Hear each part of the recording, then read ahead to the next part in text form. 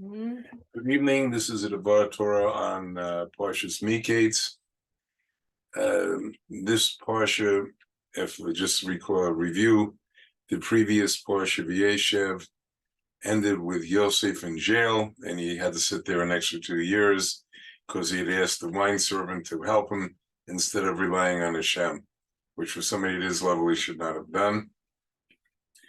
And it begins, Mikeitz, after 2 years, precisely at the end of 2 years, Pharaoh had a dream. What was the nature of the dream? The nature of the dream was that he visualized 7 cattle coming up, fat, healthiest he'd ever seen. Then 7 emaciated, gaunt, thin cows came up, and they swallowed the first 7. And he woke up and he had a second dream. Second dream is on a river bank of the Nile, there was 7 healthy ears of corn, of grain, and then 7 more grew up next to it. They swallowed the first 7, and as he explains in a later dream, they were just as thin and parched as they were before. He went to Pharaoh the next morning, went to all of his magicians, astrologers, advisors, wise men. Nobody could come up with an explanation. Then the wine servant, in the most negative way possible, mentioned Yosef, mentioning that Yosef was called up, and he interpreted the dream, which explained it was going to be the 7 years, the 7 healthy cows and the 7 ears of grain. Those were going to be 7 years of plenty in Egypt.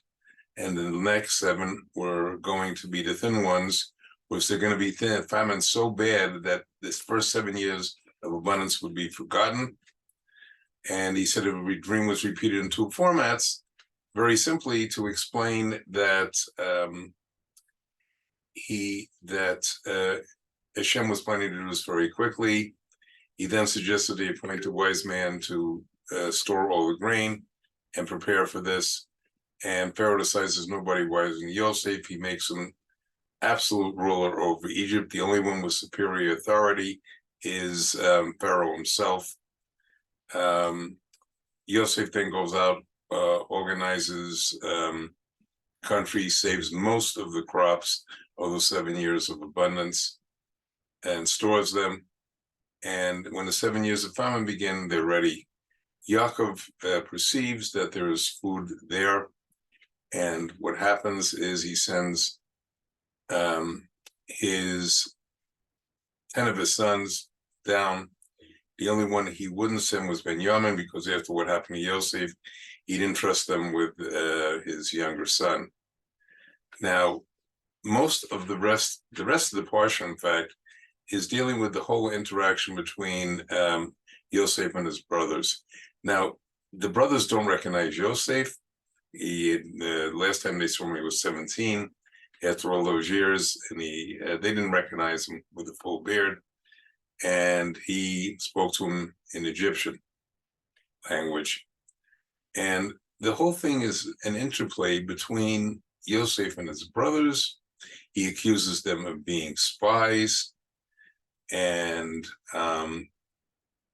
he then keeps Shimon, who had been one of the instigators of throwing him in a pit and selling him into slavery in the first place, prisoner. And he said, until Benjamin comes back, you're not going to see me again. Yaakov, in his capacity as Israel, eventually agrees, reluctantly agrees, and they go down. And when they're about to leave, Yosef gives them through his servants more grain. And however, he sticks to the goblet of his, which was more than a wine goblet, but was some kind of device for divining events, sort of like a ancient GPS. And they capture Benjamin, and the parsha ends on a very disastrous note. They're brought back, and he says, you can go, but Benjamin has to stay. And that's where the parsha ends.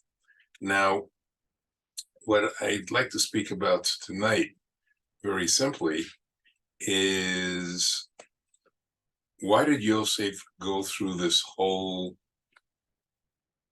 performance and keep his father in suspense all those years. And it was because a number of reasons that are given. One of those is he remembered the prophetic dreams, and even though his 10 brothers bowed before him, there had to be 11 bowing before him, and there was only 10. So he then designed this whole elaborate thing, as I explained, to get Benjamin down. Now, also, he wanted to test his brothers to see if they had truly changed their ways, or would they try doing the same thing to Benjamin? Well, where was their loyalty? And that's one of the reasons given. However, there's a question here. Many Meforshim commentaries say that the Torah represents absolute truth, not relative truth, but absolute truth. If that's the case, how could Yosef talk sheker? He was a tzaddik, both here and in the higher spiritual worlds. That's why the whole generation, it says Yaakov, the Tolos of Yaakov, the generation was Yosef, not the others. I explained in last week's parsha. Or is there something deeper and perhaps multi-generational going on there? Now, in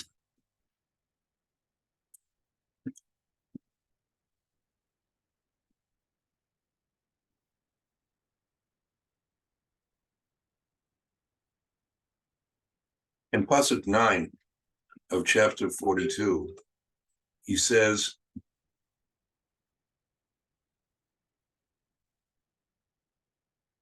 Yosef Yosef et hacholamot asher lechalam hem and omer lehem meragli maten, and you are spies.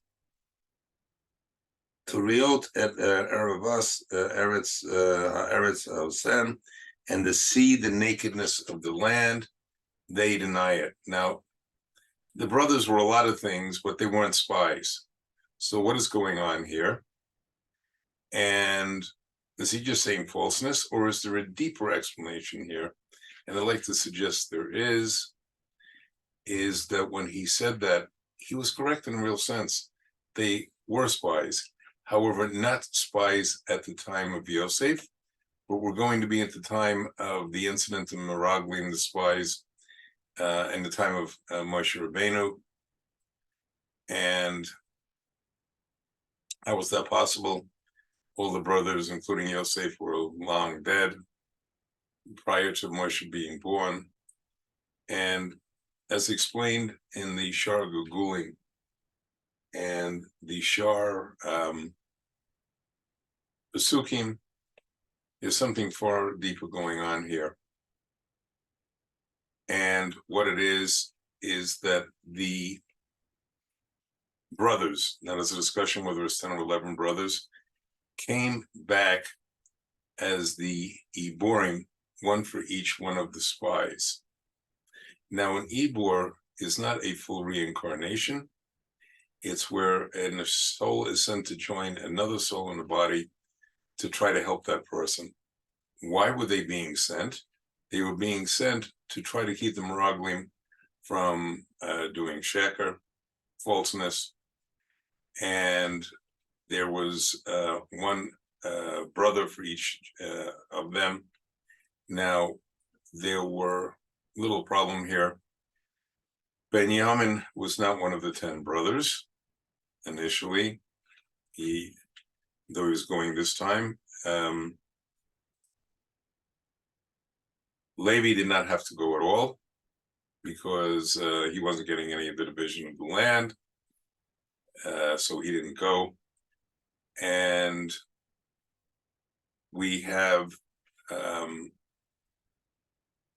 spies, 10 of them are going to slander the land. And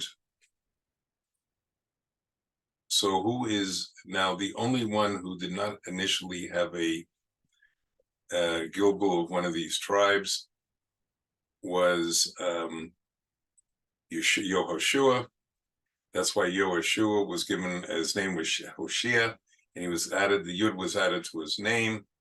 They say it was taken from Sarai when she became Sarah, which is a whole other story. But in any event, what happened was he went into he went in to Yeshua, the Yud, and then Levi came down to be with him. Kalev, according to Shar Pesukim, who came to him, was Yosef himself. He obviously wasn't one of the 10 spies, one of the 10 brothers. He came in. So there was one for each of them. Now, there's very interesting wording that's brought when it speaks about the spies. But first of all, one interesting thing about the spies, Kalev, one of the 2 good ones, he was actually a Gilgal of Eliezer, Abraham's servant, which is why Kalev went to Hebron, and he went over the grave of Abraham. Now, originally Eliezer had been a Canaanite and was cursed. However, from the curse of Noach, however, when he came to Laban, he said that he was righteous. He congratulated him. That broke that pagam he had, impurity. And the wording then goes on to say, they have double wording. It said they returned from spying the land at the end of 40 days. And after that again mentions they went and they came to Moshe and Aaron. It should at that point only say the second time that they came to Moshe and Aaron. They were at the camp and they arrived back. And it's explaining there's 2 groups of people here.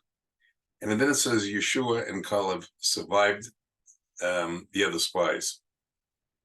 And the first set of spies, when it says they came and left, what was actually going on was the neshamas of the brothers left the 10 spies who were going to be the Iborim of the 10 spies that were going to slander the land. And the other 2 kept their Iborim because they were righteous. And it was them when they said, they came and, in other words, came and they were gone. Now, perhaps Yosef was telling his brothers something much deeper, that if you don't get it right this time, and you don't truly change your ways, you're going to have to come back again. And when are you going to come back? This time you will literally come back as the spies. And he said, just like you didn't, and perhaps the implication is, just like you didn't get it right then, so too the Meraglim are not going to get it right this time. And therefore the problem still exists. And as we can see, that had more implications, because in the story of the 10 martyrs that we read on Yom Kippur and on Tisha B'Av, the excuse the king used for killing the 10 martyrs was the story of Yosef and his brothers. So what we have here is a multi-generational thing. Hopefully at this time it has finally been worked out. Have a good Shabbos and Shabbat Shalom.